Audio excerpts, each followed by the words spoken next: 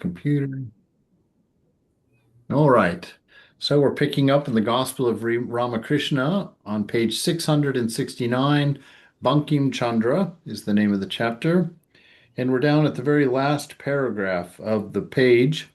The master has been talking with Bankim, and Bankim had the last thing he did was say he got jumped on by the master because he was asked him what is man's Ramakrishna asked Bankim what is man's duty, right? And Punky actually answers to him that they're eating, sleeping, and sex.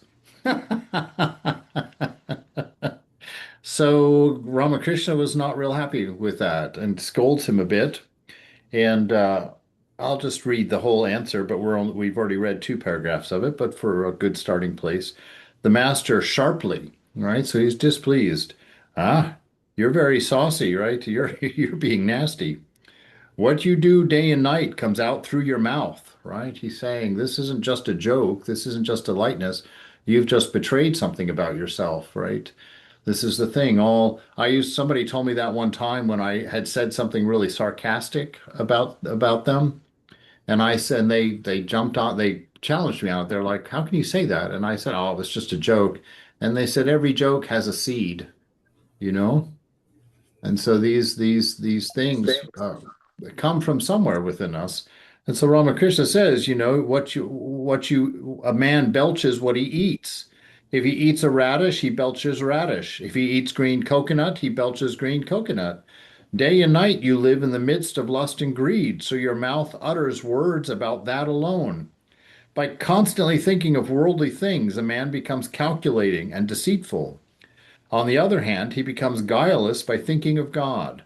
A man who has seen God will never say what you have just said.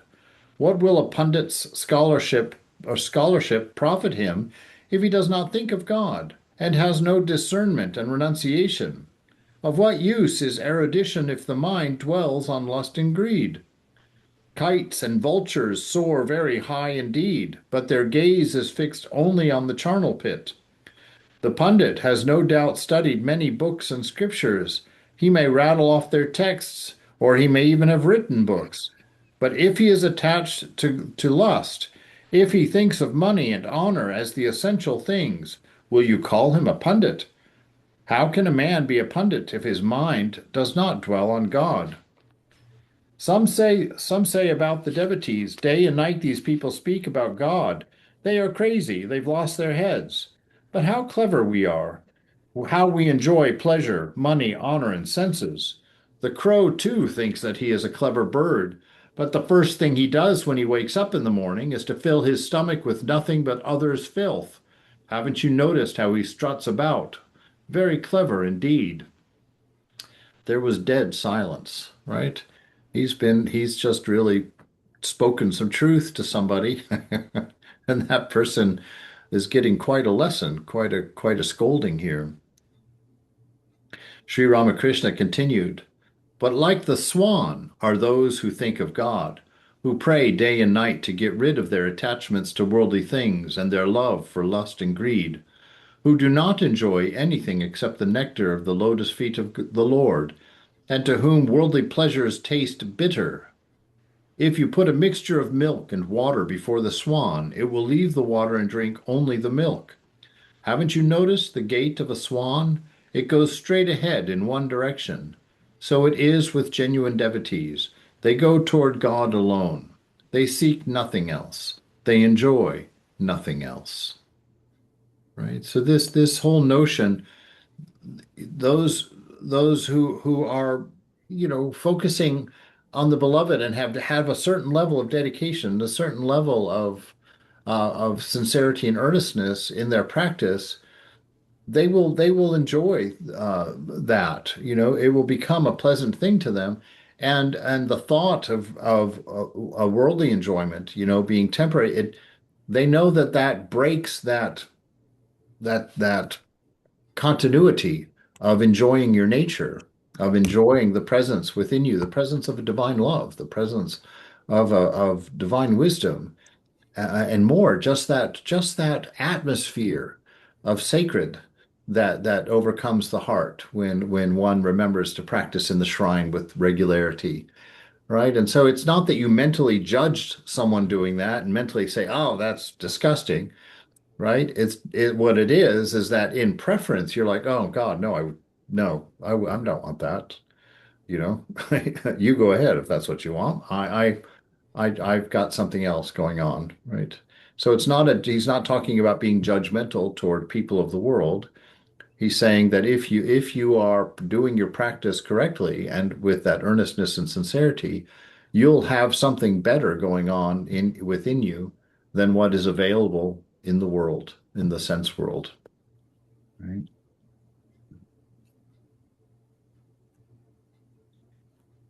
Do, do, do. So it is with genuine devotees. They go toward God alone. They seek nothing else. They enjoy nothing else. Tenderly to Bunkim, please don't take offense at my words. Right? So he realizes he was quite direct there. And he says, "Oh, please don't be offended." Bunkim, sir, I haven't come here to hear sweet things. Good response. All right, I didn't come here just for pleasantries. I came here to learn. I came here to be challenged. Right? And we should know that about our spiritual life, that we're here to learn, we're here to grow. And if we hear a truth or someone speaks a truth, we take it in that light. Oh, that was helpful. Thanks. Yes, it was embarrassing. Yes, it was hard, whatnot, but it would certainly help me. So, Bunkim, sir, I haven't come here to hear sweet things.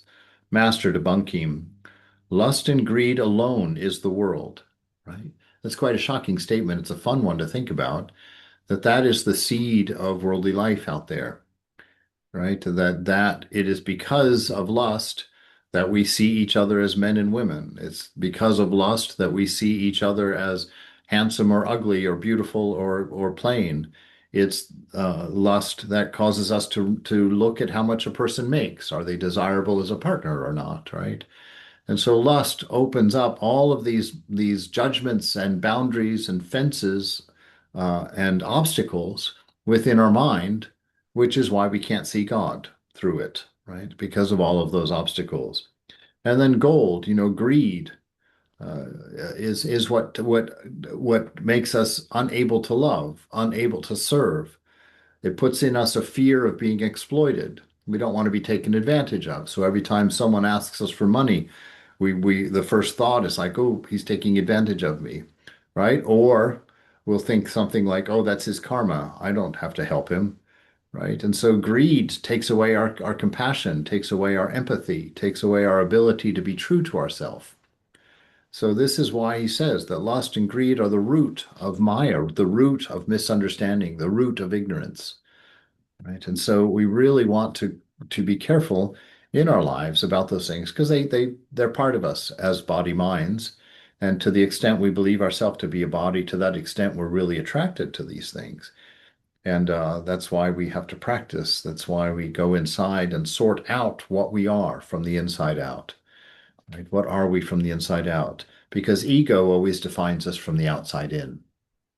Right? Anytime, this is good to know because I catch it happening quite a bit in me, and it's really helpful to me to not become terribly egotistical because I catch it. It's like when I start third partying myself, like, you give a lecture and you step outside and like, I wonder if that was good to say, or when I said that, I really like that point that I made.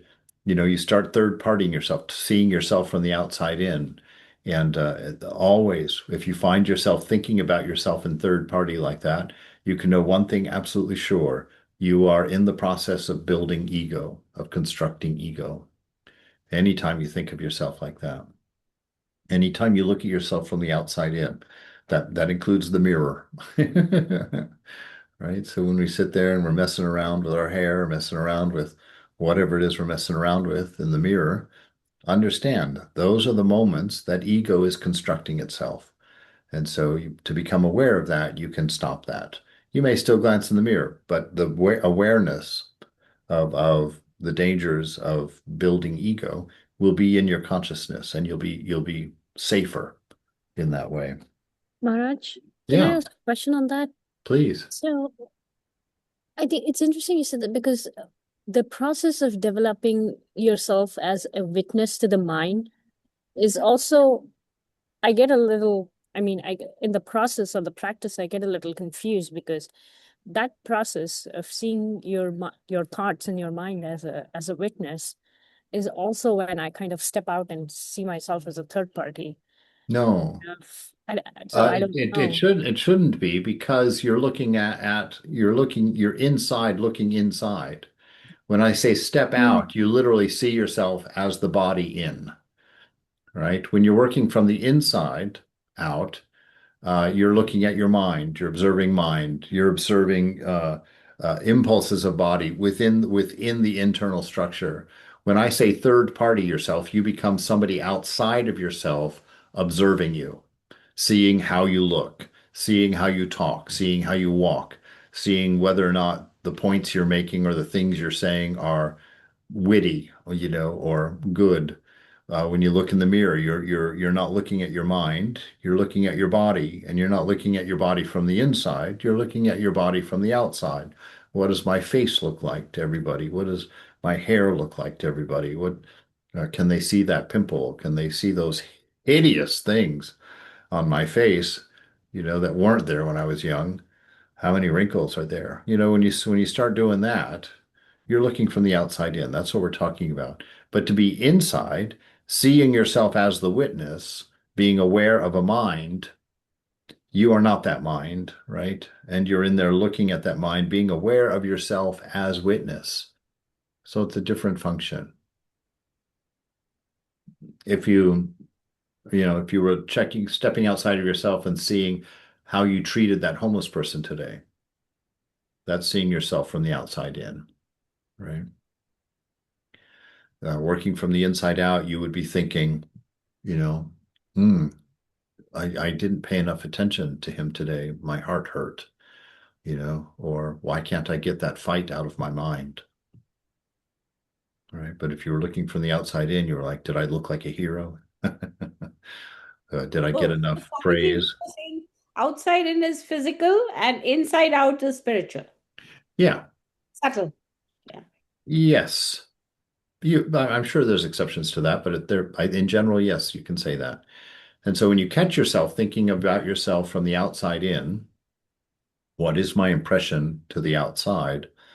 That your ego is actively building itself, actively constructing itself at that point. And so it's a good idea to become aware of it. And that's all you need to do. You become aware of it. And at that point, you know that it's not your true nature through that awareness. And ultimately, the mistake corrects itself. Mother fixes it for you. Outside in is, isn't it mind is thinking? Yeah. So then how is it that it's consciousness is observing the mind outside? Yeah. Well, Is that you're picturing yourself from the outside in. Your okay? imagination can do all kinds of things. It's built the whole world around you at this moment. So for it to show yourself from the outside in is not a difficult thing. It's not a helpful thing, all right, but it's not a difficult thing either in that sense, right? So it's just that when you're viewing yourself as a body mind from the outside, asking yourself, did I do a good job on that lecture? Is anybody seeing me meditate? Uh, did somebody see me pick up that trash and put it in the trash can? When you're wondering about yourself from the outside in, that's ego building, right?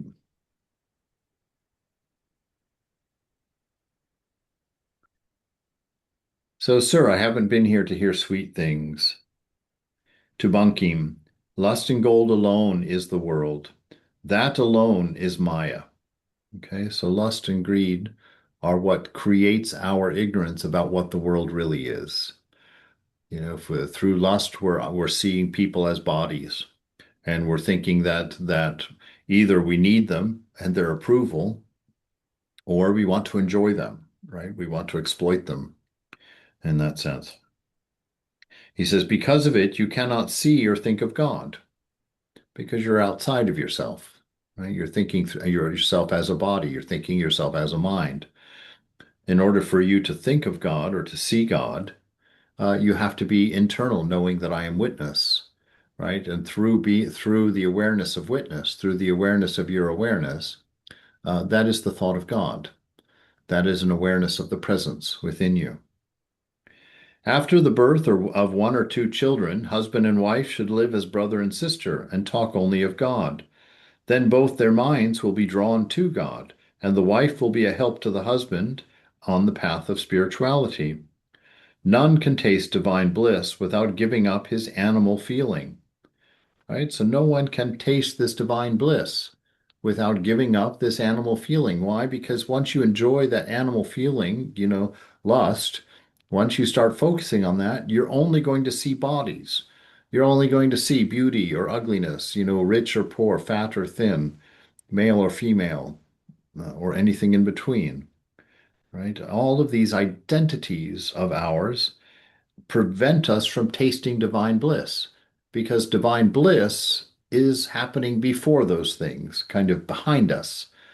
If we've got our eyes on the senses looking out, we cannot be aware of the divine presence that is at the center of our being. We cannot feel the bliss, that contentment, because we're hungry, because we're living in the senses. Right? And as long as you're hungry because you're in the senses, you cannot enjoy divine bliss because divine bliss is pure contentment. There's no desire in it. It is your nature. So none can taste divine bliss without giving up his animal feeling, right? And that animal feeling is really all of the things that you go to outside of yourself to distract yourself from what you're really doing. And if you do some discernment about it, you'll see that it's true. All of your enjoyments in the world are distractions from an assumed emptiness inside, right? It's an assumed emptiness that thinks, oh, I need to go see my friends. Oh, I need to go out and party. Oh, I need to get drunk. Oh, I need to become intoxicated, right? Oh, I need to go traveling. Oh, I just want to be on a cruise, right? All of those things are longing for things outside of yourself. And that is the process of Eve reaching out to take the fruit of the knowledge of good and evil that she eats, thinking she's adding something to herself so that she can become like God, so that she can become whole, she can become happy, right? So any time that we go out into our senses, out into the world for our refuge, for our distraction, for our peace of mind, for our enjoyment, those are all exercising our ignorance, right? Because if you think about it, if you are discerning, right, like vacations were always such a horrible thing for me. And I mean, I really didn't enjoy them. And the reason I didn't enjoy them is because from the first day of vacation, I was counting down to it being over. Right? I was like, oh my God, I've only got 2 weeks. Oh my gosh, I've been here a week and a half. I've only got 3 days left of vacation. Right? And so I couldn't really enjoy the vacation because I was constantly aware that it was going to end. And then when it's over and you go back to work, the stupid thing is that already your mind is on next year's trip. Right? Already you're thinking about what I'm going to do next year. And when you start realizing that you're on this horrible treadmill, that these enjoyments of life are simply distractions, and they only are enjoyable in hindsight, right? That you remember the cruise or you remember the trip to Rome, then it's enjoyable, right? Then you enjoy the memory. Why? Because you only picked out the good parts. While you're in Rome, you're walking all over the place and you're hungry and you can't figure out how to read the menu. It's not that it's a negative thing, but you're counting down the days, right? That's the thing. It's the end point. And so when we live in a way where we think we're going to get something from outside, whether it's enjoyment or intoxication or distraction or pleasure or anything, we are actively getting kicked out of the Garden of Eden because we are assuming our discontent. And by assuming that discontent, we are reaching out into the senses because we've identified ourselves with the senses. We think that the answers to our enjoying ourselves means having a good party or having a great conversation or a great lover or all these things. And the problem with it is that they don't deliver, except in hindsight, and they're not satisfying, right? Except as an idea. When they actually get done, they just are what they are. Right? When I remember when I bought that Bang& Olufsen stereo back in my back in my day before I knew anything wise. Maybe I don't know anything wise now. I don't know. But this whole notion, I thought that stereo was going to give something to me. I looked at it for a year in the store window. Right? I just longed for it. I thought it was beautiful. I was like, oh man, if I could just have that. And I eventually bought it when I got my first professional job. I went down and bought it on the first day, took it home and set it up. And remember, I sat there and I put the CD on it and I played the CD. And I had a real letdown because I listened to like two or three songs and I was sitting there on the edge of my bed and I realized that's all it does. God, that's all it does. So what? It's beautiful. So what? All the electronics were incredible. At the end of the day, all it does is play music, just like my, $25 jam box used to play. That's the thing. It played a little bit nicer, but nonetheless, that's all it does. And so in the world, we've got to come to that point. We've got to look at it and realize, huh, that's all it does. It just distracts me for a little bit. And then it sets me right back down where I was, if I'm lucky, because many things will set you right back down worse than you were, right? With worse than you were. Discontentment is ingrained in our blood. I think that's why we have this Monday blue. People don't want to No, go no, for no. Be job. very, very, very No, careful. Yeah, no, that's not true. Our discontent is inherent in our identity with body mind. As soon as we realize we're not body mind, as soon as we come to that knowledge, not belief, not philosophy, as soon as through our practice we see clearly that we are not this body, that I am not this mind, then you become aware of the nature of yourself, the soul that you are now witnessing from, as it were. You become aware of a steady sound of bliss that has been wafting off of that like a beautiful aroma that you have never been able to experience because you had placed your awareness in the senses. And in the senses, you become restless, you become needy, you become grabby, you want more experiences, you want a better whatever. So it's inherent in our ignorance, but it is definitely not inherent in our self of being. Yeah. So he says, none can taste divine bliss without giving up this animal feeling, right? Animal feeling comes from believing yourself to be an animal, believing yourself to be a body and a mind. A devotee should pray to God to help him get rid of this feeling. It must be a sincere prayer. That is the challenge. And that's why we discern. The only way we can become sincere in a prayer to get rid of our pleasures is if we have discerned and realized they're worthless to us, right? That takes me back to I remember when I was a brahmachari, I was in India and a Swami, I was out in Kualpara, which is kind of a village, and there was an old man that had come up and didn't know what I was because I was a white man, but I was wearing brahmachari clothes. And he was confused. He was a village. He grew up in the village there, and he was just guileless, just the sweetest of old men. And he turns to Swami and asks Swami, he says, what is this boy here? Why he's not Indian, he can't speak Bengali. That was the thing that started the conversation because the guy talked to me in Bengali, and the Swami says to him, oh, he doesn't speak Bengali. I was the first person this old man met that didn't speak Bengali, and he looked at me like, why doesn't he speak Bengali? He literally asked the Swami, why doesn't he speak Bengali? And Swami says he's from America. And he said he's from America. He's a brahmachari of the Ramakrishna order.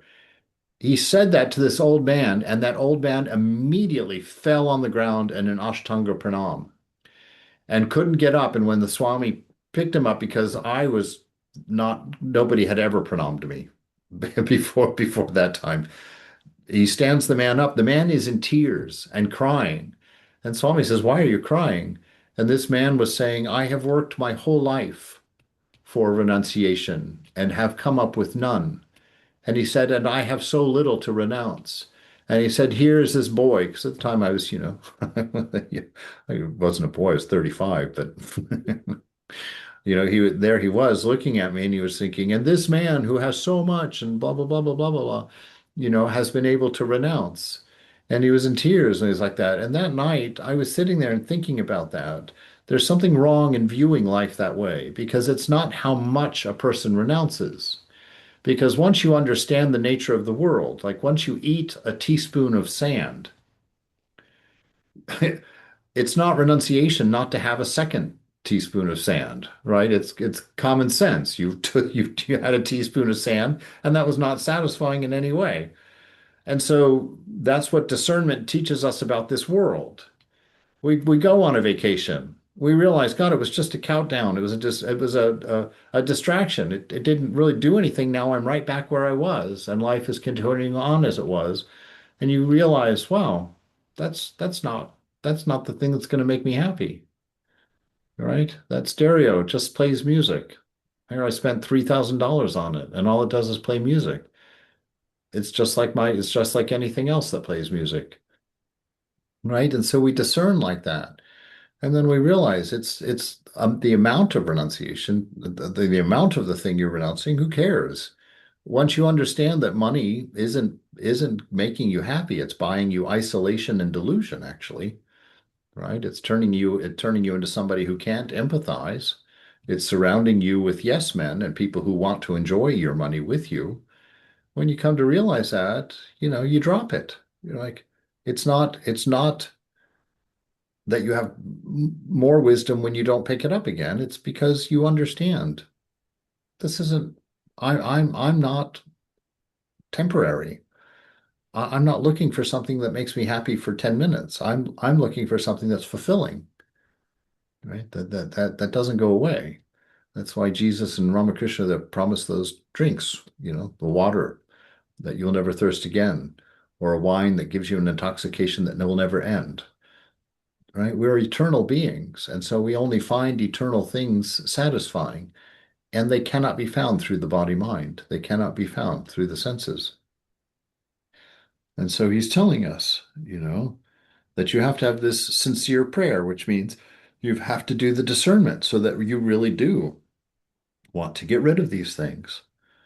If you don't want to get rid of these things, then that needs to be your prayer. Mother, help me with my discernment so that I can stop being deluded by these things, so I can stop being attracted by them. Right? Show me the absurdity of my desires so that I can be free of them. It must be a sincere prayer. God is our inner controller. He will certainly listen to our prayer if it is sincere. Right? Because, in one sense, this is troublesome to me as a bhakta, but it's still a thought that I have.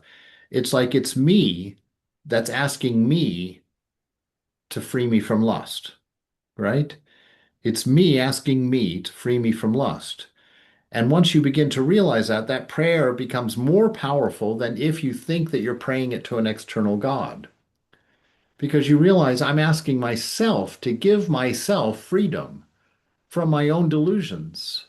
And then you realize how self-betraying it is to not mean that prayer, right? How are you ever going to answer yourself in the affirmative if you're asking yourself insincerely to change the things in your life, right? So the discernment is necessary. The discernment is necessary. But God will certainly listen to your prayer if it's earnest or if it's sincere. And gold sitting on the bank of the Ganges below the Panchavati. I used to say rupee is clay, clay is rupee, right? He's discerning, he's seeing. He's like, look, this dollar bill is just a piece of paper. just a piece of paper decorated in a certain way. It's paper, right? So you paper is dollar bill is paper. He's trying to see that they are the same. That all of the difference between them is purely a mental construct. This piece of paper is valuable because it's decorated in this way, right? But it's only that way within the context of where you are. Take that dollar to Timbuktu and try and buy a piece of candy with it, and you can't. Or the day that the United States collapses as a country, and suddenly all of your dollars mean nothing. The contract is broken, right? And you realized, wow, it really was just paper all that time. It was just an agreement amongst people that it was worth something. There was nothing there, just an idea, right? So we discern. And he says, I was sitting on the bank of the Ganges holding this money in my hand, and I said, rupee is clay, clay is rupee. Then I threw them both in the Ganges, right? Bakim, indeed, money is clay. Sir, if you have a few pennies, you can help the poor. If money is clay, then a man cannot give in charity or do good to others. Master to Bunkim, charity? Doing good? How dare you say that you can do good to others? Man struts about so much, as if one pours foul water into his mouth when he is asleep, that he doesn't even know it. His mouth overflows with it. Where are his boasting, his vanity, his pride then? A sannyasi must give up lust and greed. He cannot accept it any more. One must not swallow one's own spittle. One must not. Jesus says the exact same thing. He says that a man who returns to his worldly life after renouncing it is like a dog that returns to its vomit to eat it. He's trying to get us to understand it's not the way. It's not the way. It's very effective to think about it that way. One must not swallow one's own spittle. When a sannyasi gives something to another, he knows that it is not himself who gives. Kindness belongs to God alone, right? Because kindness comes through a realization of oneness, right? Empathy comes through the realization of oneness. Love comes through the realization of oneness, right? Do unto others as you would have them do unto you. The only way that makes sense is if you realize that others are you, right? That's the only way that teaching becomes sincere or becomes earnest, is when you realize that the other isn't other, the other is you. And then you can love them. Then your love for them is sincere. And then you do want their best for them, right? Because you are love. You're not an object of love. You are love, right? So kindness belongs to God alone. How can a man lay claim to it? Charity depends on the will of Rama.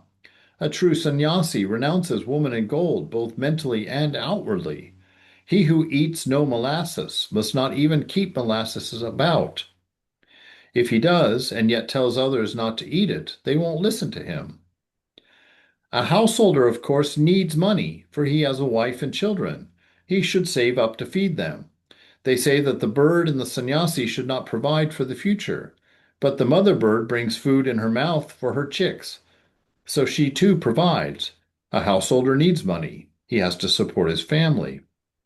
If a householder is a genuine devotee, he performs his duties without attachment, right? Without identifying with them, without having them say anything about him. He simply does them because he knows this is the right thing to do, and his nature is to do the right thing.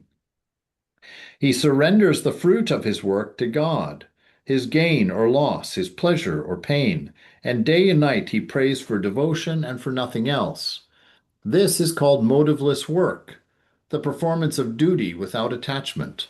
A sannyasi, too, must do all his work in that spirit of detachment, but he has no worldly duties to attend to, like a householder. If a householder gives in charity in a spirit of detachment, he is really doing good to himself and not to others. That's an important thing to recognize. It is God alone that he serves, God who dwells in all beings. And when he serves God, he is really doing good to himself, not to others. If a man thus serves God through all beings, not through men alone, but through animals and other living beings as well, if he doesn't seek name and fame, or heaven after death, if he doesn't seek any return from those he serves, if he can carry on his work of service in this spirit, then he performs truly selfless work, work without attachment. Through such selfless work, he does good to himself. This is called karma yoga.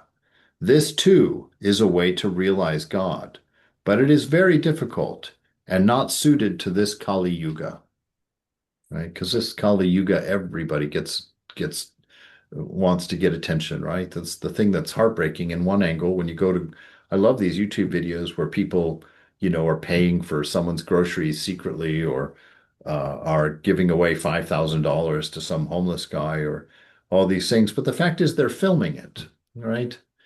They're filming it and they're not serving the person. They're earning name and fame, right? They're becoming influencers on this thing. Now, I still honor it because at least they're doing something. At least they're putting their vice to a to a, to helping others, or to being of service to others. It's not the right way to do it. It's not the best way to do it. It's not the ideal. But if you're going to do that or nothing, do that. Right? And then improve it as you go. Forget to take your camera a few times and see how much better it is, how much more earnest it is, how much more sincere it is. So if you can't do these things selflessly, the message isn't don't do them. The message is do them, but be aware you're doing them with some selfishness and keep working on it. Keep going to try and perfect it. Vivekananda says if you can perform a single, absolutely selfless action in this life, you will have your realization. How's that for a delightful thing? If you can do one action with absolute selflessness, with no thought of yourself in it at all, you will have your realization. Direct from Vivekananda. That's the teaching there. Right? Is that tough, Swamiji? Is what? You think that is tough to do How, ma- one selfless act? how many realized people do you see walking around? Oh, we don't know who's realized or not. Okay, well, in that answer, then I'm going to say, who knows? But it should not, I mean, by the look of it, I'm saying it should not be that difficult. It Try seems it. Try it. Even right now, even when I say try it, we're in a very difficult situation already because we're doing it to prove something, to demonstrate something, right? So it is difficult indeed. It's difficult indeed. It's like at the fair when they put that gold bar in a block box and says, "Hey, if you can get this bar out through that hole, it can be yours." And you're like, "Oh, that looks easy." But nobody's going to offer a gold bar to you easily. yeah. Right? So try and try and try. Then you realize, oh my gosh, the bar is easy to get out, but not having my fingers hold it at the same time, it's almost impossible for that to happen. Right? And so when we go out and try and do a selfless work, we realize, gosh, wow, always something is motivating me. Right? Always there's a reason for this. Very rarely do I simply do something out of my nature without any thought at all. Right? Just simply an action that's happening as naturally as the wind, no motive whatsoever. Even the yoga karma yoga that we do is also in the mind that we are trying to do it for ourselves. Yes, Yeah. So that's also, yes. No, this is the world this world is the world of impurity, right? There all of everything's mixed together here. We have to become like the swan, he said. Our discernment has to be awake. We have to see that discernment will lead us to silent mind. It will lead us to being desireless, yeah. right? And then at least close enough to the divine ideal so that we feel grace. And then life becomes grace. Once life is grace, and not just in words, but where you are instantly grateful for, for just the thought of God. Uh, when we're living in there, then life becomes a matter of inspiration. And when you act in love out of inspiration, that is selflessness, Yeah. right? If there's a reason for it or something to be accomplished by it, that's just egoism, just ego work. But again, work to purify what you do. Don't stop doing because you can't do it perfectly. Right? Keep doing what you're doing, but keep your awareness alive. Keep your discernment alive. And in time, one day, perhaps, you will compete an action that you didn't even think about, that was motivated only by the love that you are aware of within yourself. It becomes a direct expression of your nature, not a thought in the mind at all about it. Yeah. And at that moment, Ramakrishna Vivekananda says, your realization will arise. That which is obvious will become apparent to you. You will see. Right? But there's when you go and watch how you do things and why you do things, you see how difficult that teaching is. It's a miraculous thing almost to do something with no selfish motive whatsoever. Thank you, Swami. Surely. Therefore I say, he who works in such a detached spirit, right? He who has no identity mixed in with it. He's not being identified at all by what he's doing. Who is kind and charitable benefits only himself, right? From several different aspects, right? The when you serve I hate the fact that we always use homeless people as points of service, but when you serve a homeless person, you're that is an opportunity for worship.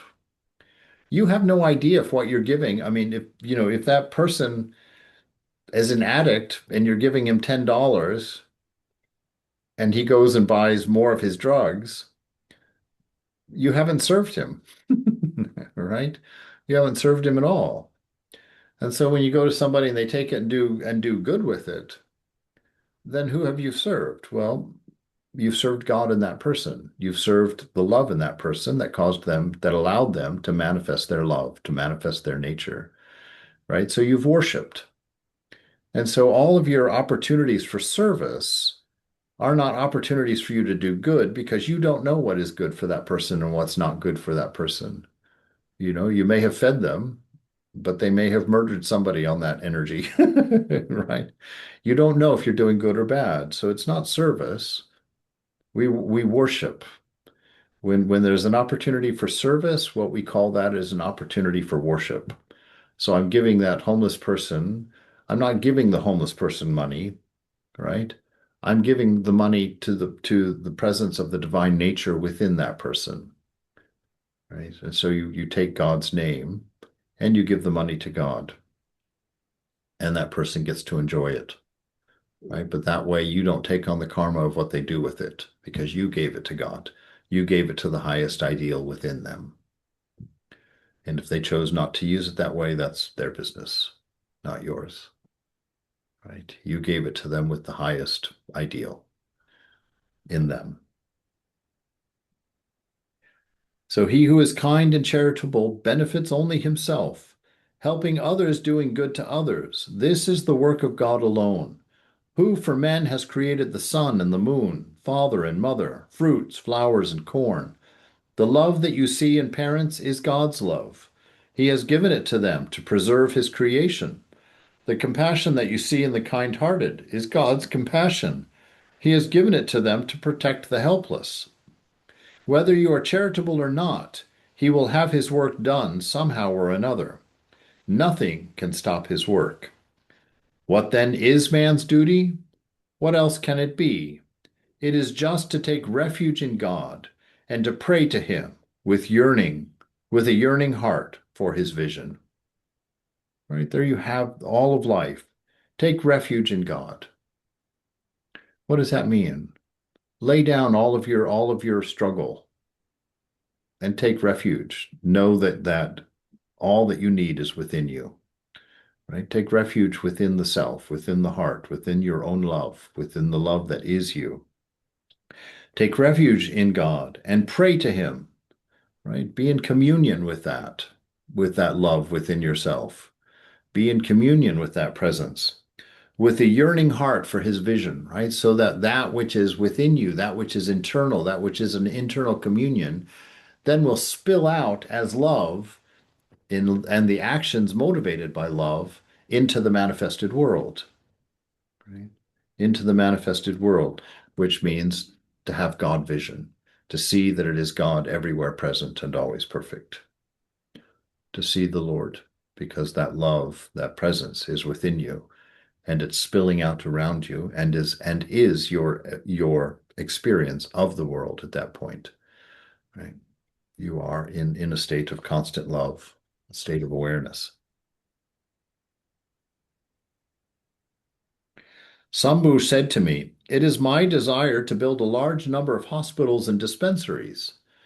Right? All of us think of doing something in a big way like that. "Thus, I can do much good to the poor." I said to him, "Yes, that is not bad if you can do it in a detached spirit. But to be detached is very difficult unless you sincerely love God. And further, if you entangle yourself in activities, you will be attached to them in a way unknown to yourself, right? If you build a hospital without detachment, right, and that hospital starts getting run down, or that hospital starts not properly taking care of patients, or bad things happen in that hospital, you get angry and you because you identify yourself with that hospital that you built, right? And so the hospital's really serving you. You're not really serving the poor in that activity. You may think that you have no motive behind your work, but perhaps there has already grown a desire for fame, right? I built this hospital. Maybe I'll name it after myself, right? We sort of see that somewhere these days, right? I want to name everything after myself.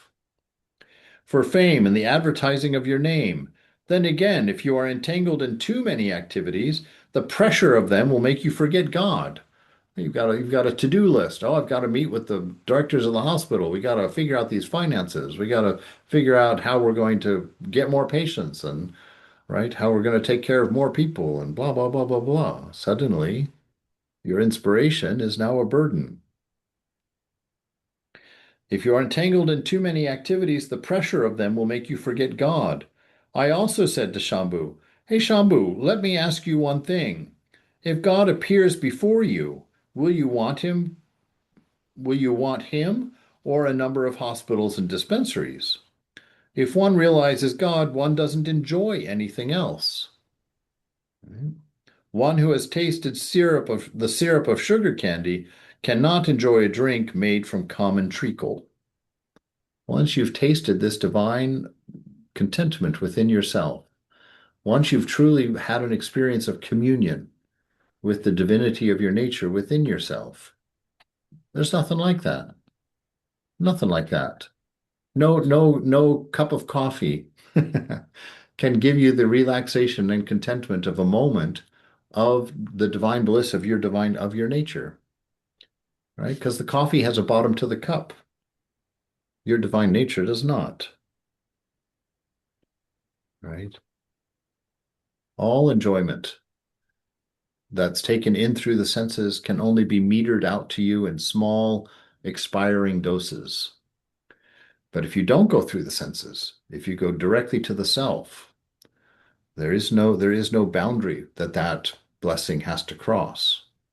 It will be infinite, right? It'll be the self to the self. It's one without a second at that point. So this is the way that we learn to live, right? We learn to live by constantly enjoying the presence within us, the presence of a pure and unbroken love, the presence of a deep and abiding wisdom that is available free in the moment as a part of your nature. And as you grow in that, in your ability to stay in that, your ability to not have the mind freak out and then objectify it and then lose it and then have to go find it again. When you've gotten the skill to hold your mind in its place that energy of that infinite love flows, and it fills you up. You walk around in the shrine, in the chapel, in the sacredness of your your shrine, right? And you're the observer from that shrine. So you nothing in the world can take that away from you. The way that it seems like it's taken away is when you take yourself away from it by moving into the senses, by moving into the mind, and becoming more interested in the things that are changing than you are in that unchanging nature of yourself inside. Well, we'll stop there.